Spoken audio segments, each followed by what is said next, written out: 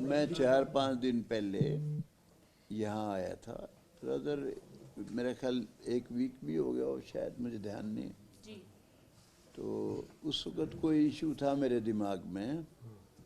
किसी बड़े नेता ने एक बयान दे दिया था कि देश का भला जो है, देश में शासन अच्छी तरह से स्टेट्स में जब चले, जब छोटी स्टेट्स बने देश में, तो मैंने पहले भी एक बार ये इशू आया था। उस वक्त भी मैंने प्रेस कॉन्फ्रेंस बुलाई थी। मेरा मानना ये है, छोटी स्टेट्स देश की आज़ादी के लिए खतरा है। इस देश को 5 जोन में बांटो, सभी समस्याओं का समाधान हो जाएगा। ना कोई चंडीगढ़ प्रॉब्लम, ना कोई पानी की प्रॉब्लम, ना कोई कश्मीर की प्रॉब्लम। इसको बनाओ PJ&K, पंजाब, हरियाणा, JNK को शामिल करो, हिमाचल। ऐसी स्टेट बने सारी जिसमें किसी धर्म का, किसी जाति का बहुमत ना हो। इसके लिए मैं आया था पहले, क्योंकि एक बड़े किसी नेता ने बयान दे दिया था। ये पहले भी विदर्भ का जिक्र किया था किसी बड़े नेता ने। महाराष्ट्र में से विदर्भ को अलग एक स्टेट बनाओ। मेरा मानना ये है कि स्टेट सारी ऐसी होनी चाहिए जहाँ सब भाइयों को, सब जातियों को, सबको सबकी ज़रूरत पड़े, और किसी का एक का कहीं बहुमत ना हो, कहीं रीजनलिज्म, कास्टिज्म, कॉम्युनलिज्म, कोई चीज़ पनपे ना। हम सब भाई भाई बन के रहें, सारे एक बन के रहें। इसके लिए मैंने पिछली बार आया था। मैं आज भी मेरा यही कहना है कि इस देश को 5 जोन में बांटो, जिससे सारी समस्याओं का समाधान हो जाए और ये देश हमेशा एक मजबूत देश बन के रहे, इसमें कोई कमी कमज़ोरी ना आए। एक बात तो ये थी। दूसरी बात जो आप लोग भी पूछना चाहते हो, फिर मैं बताना भी चाहता हूँ, कोई बात नहीं। मेरे खिलाफ आजकल बड़ा भारी प्रचार चल रहा है कि मैंने कुछ जाटों के खिलाफ बोल दिया। मैंने किसी जाति के खिलाफ नहीं बोला। जाटों के खिलाफ बोलने का तो सवाल पैदा नहीं होता, क्योंकि मेरी जो परवरिश हुई है नारनौंद गांव में हुई है। वहाँ जाटों ने बहुत कुछ दिया है हमारे को, हर बरादरी ने दिया है। और क्योंकि जाटों का गांव है, इसलिए मेरे पिताजी को सरपंच बनाया, मेरे पिताजी को ब्लॉक समिति का चेयरमैन बनाया, मेरे पिताजी को 2 पंचायत जब मिली, म्यूनिसिपल कमेटी बनी, ही वॉज फर्स्ट चेयरमैन। मैं दोनों बार MLA पहले जब बना, उसमें जाट कौम का विशेष योगदान था मेरा 36 बरादरी का योगदान। और उसके अलावा इस बार हमारे जाट भाइयों का रुझान ज़्यादा हुड्डा साहब की तरफ था, लेकिन फिर भी कुछ लोगों ने मुझे वोट दिया है। तो मैंने जो वो बयान दिया था उन लोगों के खिलाफ जो राज कर चुके और राज में बहुत बदमाशी कर चुके, जातिवाद का जहर फैलाना, लूटपाट करना और सारी नौकरियां खा जाना बिना किसी मेरिट के। जितनी बदमाशी हो सकती इस धरती पे, कोई कमी नहीं छोड़ी उन्होंने। अनेक कांड हुए उनके समय में, और वो फिर पानी पी पी के नायब सैनी को कोस रहे थे। कभी कोई कहता था कि जी मैं तो CM ही नहीं मानता इसको, तेरे ना मानने से CM नहीं रहेगा यो। फिर कहता थे कि इसको तो पागल खाने में दाखिल करा दो, ये तो आगरा भेज दो, इसको पागल हो गया है, हंसी की बीमारी लग गई है। अनेक तरह की बातें मेरे नायब सैनी के खिलाफ नहीं।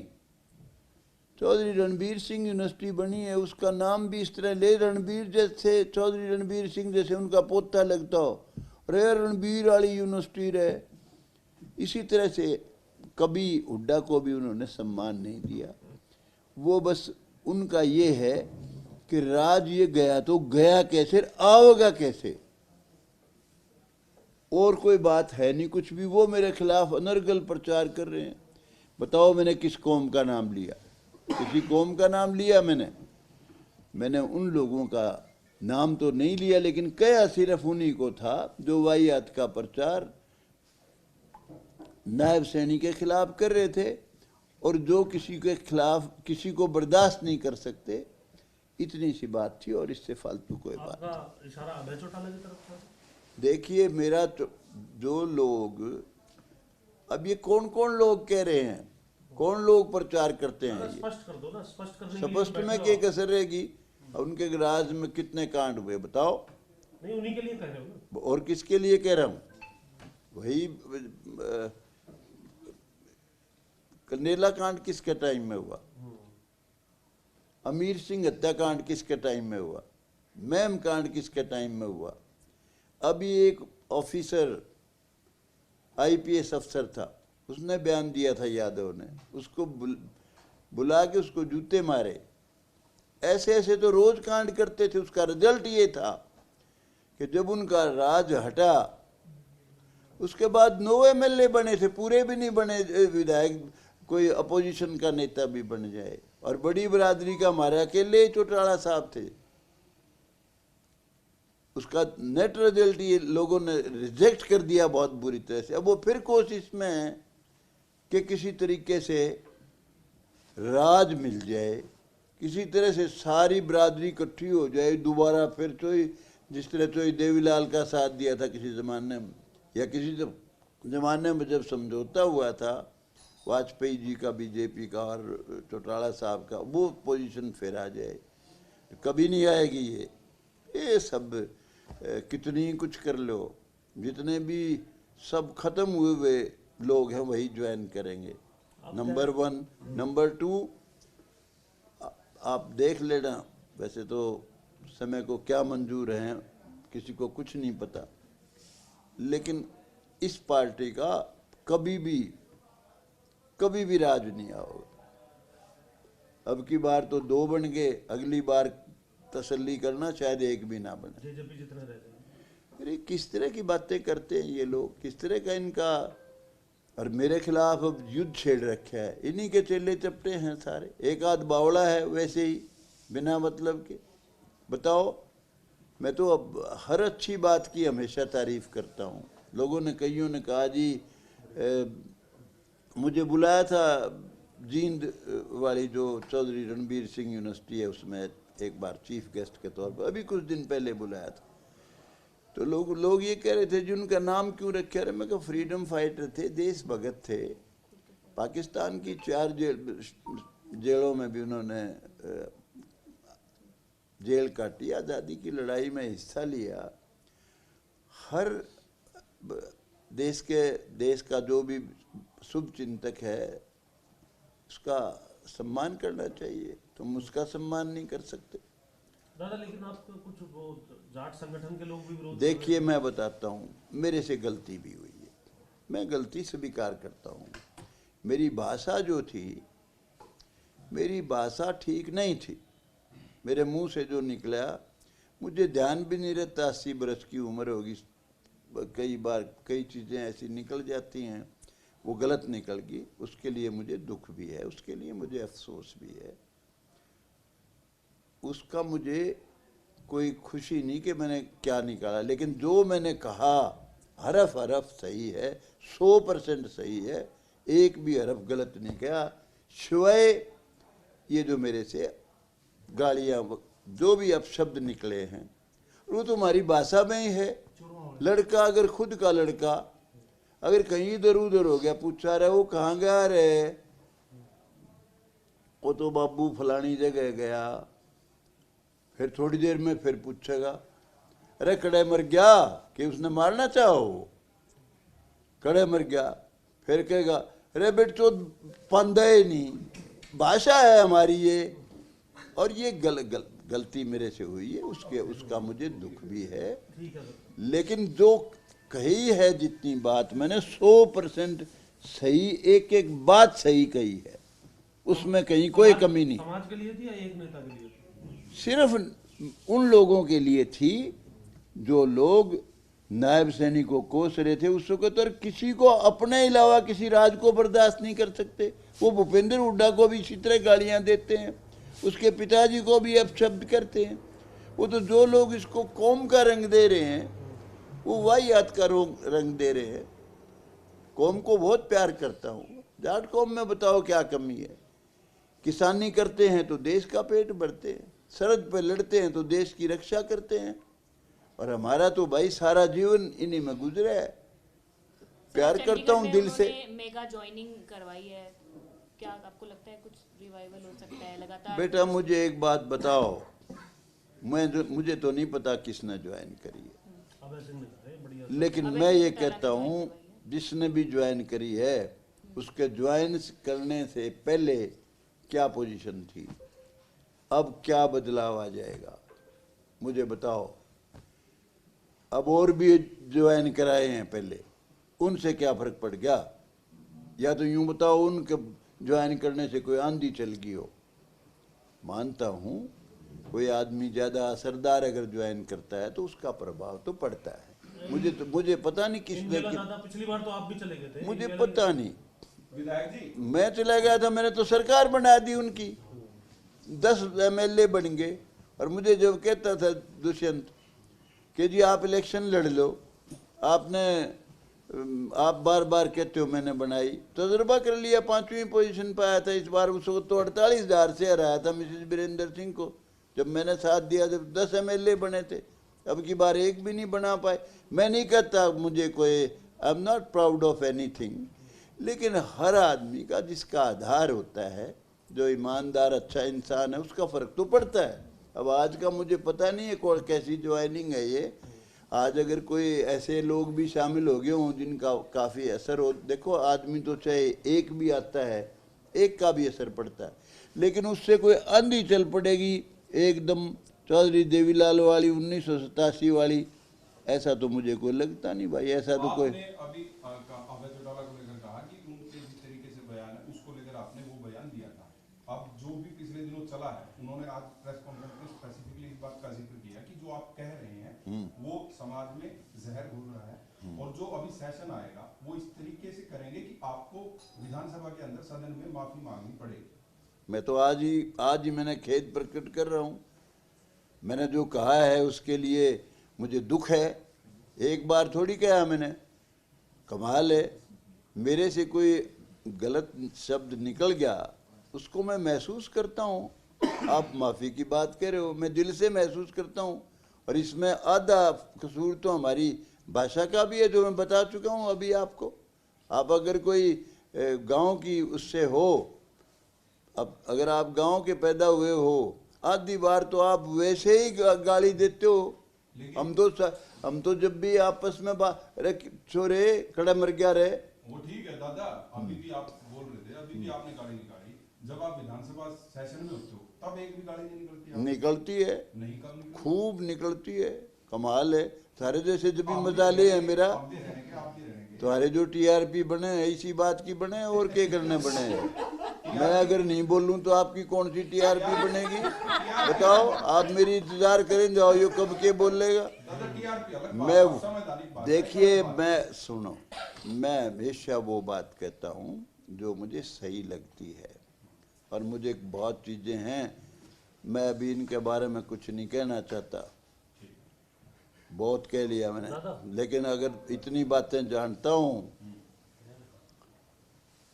ठीक है, जिस दिन बोलूँगा उस दिन बहुत खतरनाक बोलूँगा, ये ध्यान रख लेना। नहीं अभी कुछ नहीं, मेरे काम, मेरे जब खिलाफत करेंगे फिर मैं किस बात का परहेज करूँगा। जब जिस तरीके से लग रहे सब जगह कौम में जहर फैलाने लग रहे हैं मेरे खिलाफ, फैला देंगे। सारा जीवन हो गया, मैंने कितने काम कर रखे हैं मैंने, कोई भूल जाएंगे लोग मेरे? बहुत काम कर रखे हैं मैंने, थोड़े काम नहीं कर रखे।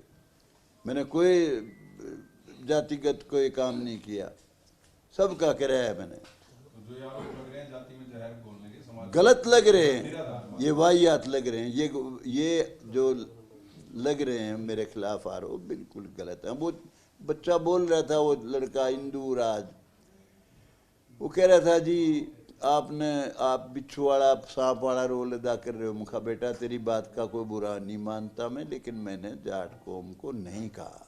जितना तुम प्यार करते हो, तुम तो पता नहीं कितना करते हो, तुम्हारे से भी ज़्यादा करता हूँ मैं। मैंने हमेशा किसान की आवाज़ उठाई है, हमेशा उस वक़्त भी उठाई है जबकि मैं प्रो बीजेपी के साथ हमारा समझौता, जब मोदी जी को हर बार कहता था मोदी जी आप इनके 3 कानून वापस ले लो। तो अभी जो एक बार नहीं कहता था, अनेक बार कहता था। अभी जो आपको आपने ध्यान, बात कही है, ये राजनीतिक बयान है क्योंकि वो प्रचार दुष्प्रचार चल रहा था, या फिर आप जाटों को कुछ कहना चाह रहे हो? जाटों को तो मैं देखिए राजनीतिक प्रचार के बारे में तो मैं कह ही रहा हूँ, लेकिन मैं जाटों से भी ये कहना चाहता हूँ भाई आपसे प्यार करता हूँ मैं, नफरत नहीं करता हूँ। मैं किसी जाति से नफरत नहीं करता। और मैं तो ये भी कहता हूँ, हमेशा अपने भाषण में भी कहता हूँ भाई जाति अपनी 2 ही है। कोई कितना ही गरीब घर में पैदा हुआ, गरीब जाति में पैदा हुआ, अगर वो बेईमान है, चोर उचक्का है, ठग है, वो अगर गरीब जात का अच्छे काम करता है, ईमानदार है, नेक नहीं, वो ऊंची जात का है। कोई प्रकांड पंडित के घर में पैदा हो गया, चाहे किसी शंकराचार्य घर में पैदा हो गया, अगर बेईमान है, चोर उचक्का ठग है, तो भाई उसकी नीची जात है। जात तो हमारी हकीकत में 2 ही हैं, सबका खून एक है भाई। मैं तो ये मानता हूँ। ठीक है सर, ठीक है सर। अच्छा इंसान है बड़ी जात का है, गंदा इंसान है नीच जात का है। मैं तो यही मानता हूँ। इससे वैसे तो ठीक है, लेकिन जब आपने उस वक्त बयान दिया तो उस वक्त भी आप सीधा अभय चौटाला का नाम ही ले देते। अब क्योंकि आपने वो बयान अभय चौटाला का, अभय चौटाला सुनो, अरे अभय चौटाला सुनो मेरी बात को, अभय चौटाला का नाम भी आप लोगों ने लिवाया है। आप लोग बहुत सियाने लोग हो। मैंने तो ये कहा था जो लोग ये कई दिन से इस बात में लगे हुए थे, बर्दाश्त नहीं करते अपने अलावा किसी और का राज, और बुरी तरह से वो बातें कहते हैं जो उनको शोभा भी नहीं देती। आप बताओ ये बात उसका अभय सिंह का कहना, ये ठीक है मैं इसको चीफ मिनिस्टर नहीं मानता, चीफ मिनिस्टर तो बन रहा होगा, ये बात कहना अच्छा है? इसकी हंसने की बीमारी को हंस के काम करता है कि इसको पागल खाने में इसको भेज दो, इसको आगरा भेज दो। ये बात कोई अच्छी लगती है? अनेक बातें रोज की रोज वो सोचते हैं बड़े नेता तुम शायद हमारी इस जाट कौम में जब भी बनोगे जब इसने गाली दोगे। नायब सैनी ने पहले इसी तरह खट्टर साहब के खिलाफ बोला करते। बताओ उसने किसका बुरा करा था? मनोहर लाल खट्टर ने। इतना ही फर्क पड़ा है सिर्फ उनके राज में, जब वो बच्चे लगा करते बिना सिफारिश के, ना सिफारिश से लगा करते, और खट्टर साहब के राज में पढ़ के लगने लग गए। बच्चे तो वही लगाए हैं खट्टर साहब ने भी जो वो लगाना चाहते थे। This is the only difference. बताओ और क्या डिफरेंस है? कोई HCS की लिस्ट उठाओ, कोई लिस्ट उठाओ, ठीक है, कहीं भी आपको कमी नजर आ जाए कि भाई यहाँ हमारे बरादरी के साथ कोई अन्याय हुआ है। मैक्सिमम भर्ती है काबिलियत का आधार पे है, पहले थी सिफारिश का आधार पे थी। उसने कौन सा जो बच्चे सड़कों पे किलकी मारते फिरा करते बसों में, वो उसने कोचिंग सेंटरों में भेज दिए। खट्टर साहब ने किसका बुरा करा बताओ? और मनोहर इसने नायब सैनी ने किसका बुरा करा? बेचारे ने अच्छे से अच्छे काम करने लग रहे हैं, लेकिन बर्दाश्त नहीं है। यो राज के मांगे, अरे भाइयों तो राज लोगों ने दे दिया, करेगा बताओ क्या तकलीफ है थारे? राज हम एक सुझाव दिया था HKRM से भर्ती जो है वो बीजेपी के कार्यकर्ताओं को करनी चाहिए, उनके कार्यकर्ताओं के बच्चों को जो है वो भर्ती में प्राथमिकता देनी चाहिए। तो उस बयान पर अभी आप कायम? 100%, 200%। कार्यकर्ता रीढ़ की हड्डी है हर पार्टी की। अगर कार्यकर्ताओं के बच्चे जो पिछड़ गए मेरिट से, अगर उनको आपने कच्ची नौकरी भी नहीं लगाई तो आगे साथ नहीं देंगे आपका। What for? वाई? क्यों? पक्की नौकरी आप लगा रहे हो मेरिट से, लगाओ। हालांकि पक्की नौकरी भी किसी राज्य में भी पक्की लगी बिना सिफारिश लगी ही नहीं। तो खट्टर साहब को चाहिए था, उन्होंने शुरू में ही मेरिट शुरू कर दी। 5 साल तो भर्ती उसी तरीके से करते, रिवर्स गियर लगा के 5 साल। लेकिन खट्टर साहब का इतना हिम्मत नहीं थी उनमें, कि भाई कोई मेरिट के नाम से राज करने दे, वही बतेरा है। चलो अभी तो आप तारीफ कर रहे थे दादा कि अच्छा काम किया है, अच्छा तो किया ही किया, मैं बुरा तो कहता ही नहीं, करना नहीं चाहिए था। अच्छा लेकिन 5 साल तो रिवर्स गियर लगाते हैं उसी तरीके की भर्ती जिस तरह वो कराया करते पहले। फर्क क्या पड़ा? जो मेरिट में आगे थे वो आगे चले गए, जो पीछे रह गए वो पीछे रह गए।